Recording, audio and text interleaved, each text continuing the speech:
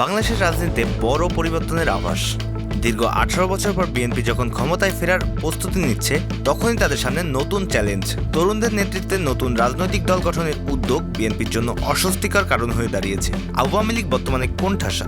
2024 সালের 5 আগস্টের ঘটনার পর দলটি জনসমর্থন হারিয়েছে এবং ভারতের সমর্থন নিয়েই টিকে থাকার চেষ্টা করছে বলে মনে করা হচ্ছে। এই শূন্যতা বিএনপির জন্য সুযোগ তৈরি করলেও নতুন রাজনৈতিক শক্তির উত্থান তাদের জন্য হুমকি হয়ে উঠতে পারে। বিএনপি এখন মাঠের একক দখলদার হয়ে উঠেছে, তবে স্থানীয় পর্যায়ে তাদের নেতাকর্মীদের বিরুদ্ধে চাঁদাবাজি, দখল ও সহিংসতার অভিযোগ উঠেছে। জনগণের মধ্যে এ নিয়ে নেতিবাচক প্রতিক্রিয়া তৈরি হচ্ছে। বিএনপি দীর্ঘদিন ধরে নিরপেক্ষ সরকারের অধীনে নির্বাচনের দাবি জানিয়ে এলেও এখন নতুন প্রতিপক্ষের আবির্ভাব তাদের জন্য বাড়তি চাপে ফেলতে পারে। তারা অভিযোগ করছে, অন্তর্বর্তী সরকার কিংস পার্টি তৈরি করে দীর্ঘমেয়াদী ক্ষমতায় থাকার পরিকল্পনা করছে। বাংলাদেশের রাজনীতিতে ক্ষমতার পালাবদল সবসময় উত্তপ্ত ইস্যু। ইতিহাস বলছে, তত্ত্বাবধায়ক সরকারের অধীনে হলে ক্ষমতাসীন দল হারার সম্ভাবনা বেশি থাকে। বিএনপি একসময় নিরপেক্ষ নির্বাচনের পক্ষ নিলেও অতীতে তারা একতরফা নির্বাচনের উদাহরণ তৈরি করেছিল। এখন তারা আবার সেই দাবিতে সোচ্চার।